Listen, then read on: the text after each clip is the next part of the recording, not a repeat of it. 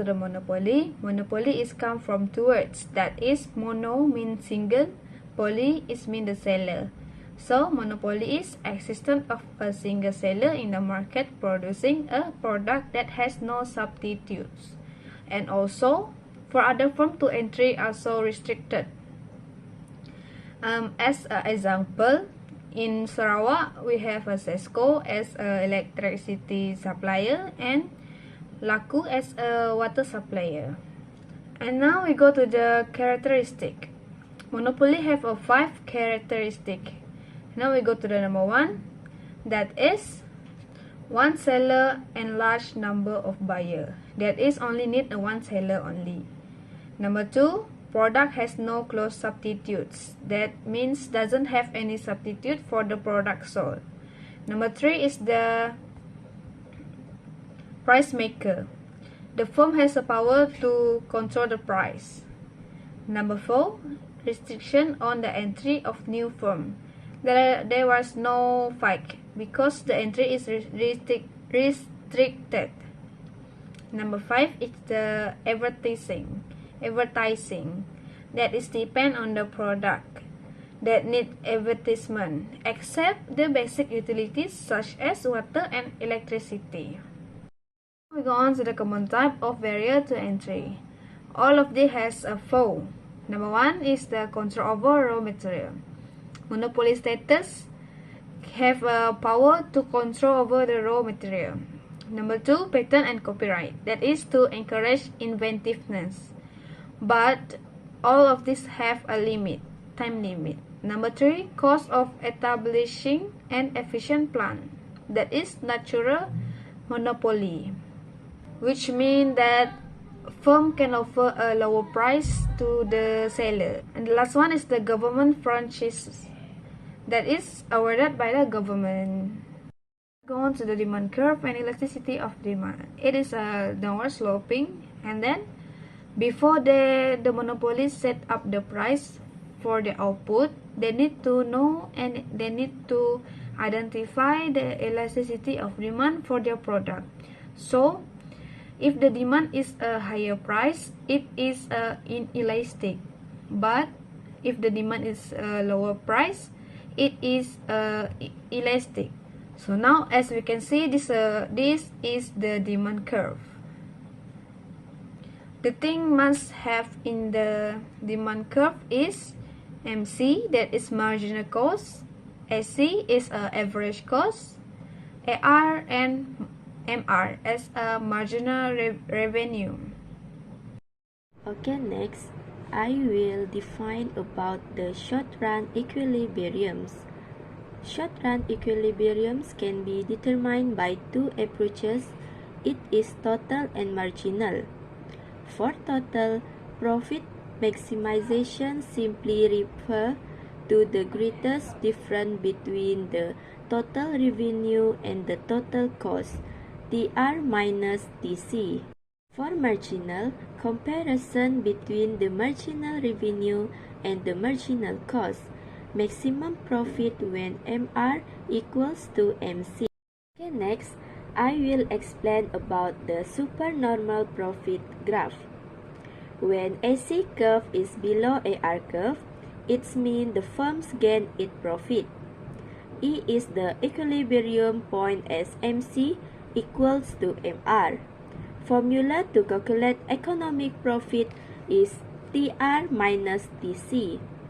TR equals to OA multiplied by OM, and TC equals OB multiplied by OM.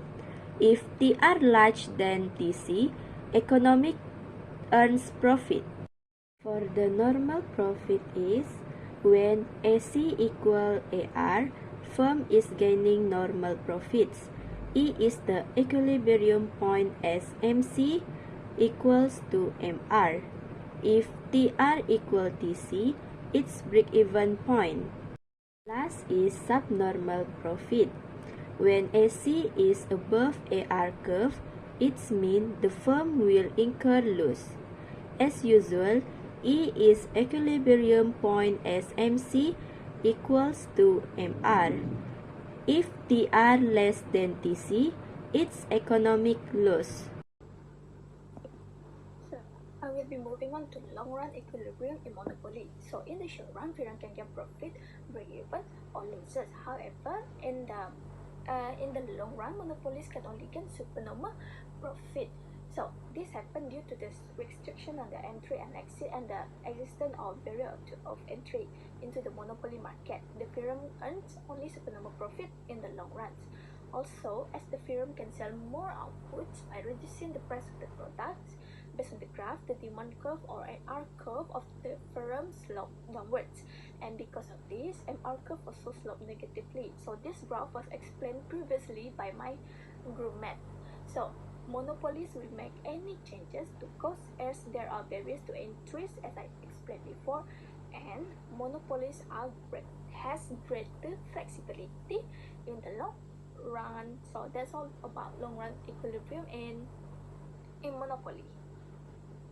We will be moving on to price discrimination. What is price discrimination?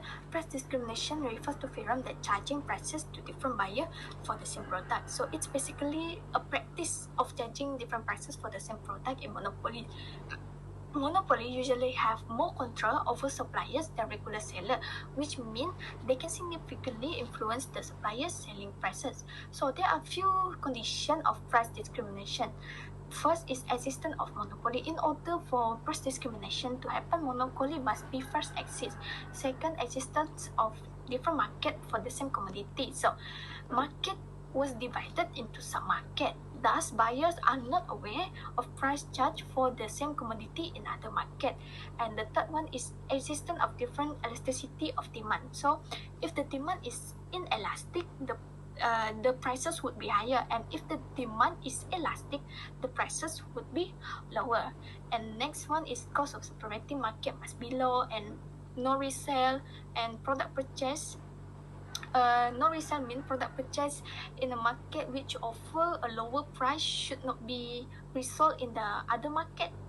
And then the next one is legislation. So that is the price discrimination. That is few example of condition of price discrimination. So in price discrimination, there are also degree of discrimination. There are 3 degrees of discrimination, which are first degree, second degree, and third degree.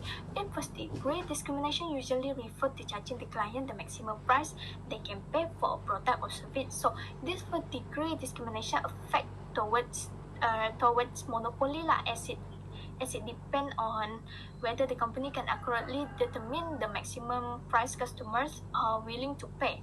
And as for second degree discrimination, monopolies can charge different prices for their product and services. So this can be seen in an airline manner. When airlines lower the prices for frequent travelers, the price may vary according to the time of purchase.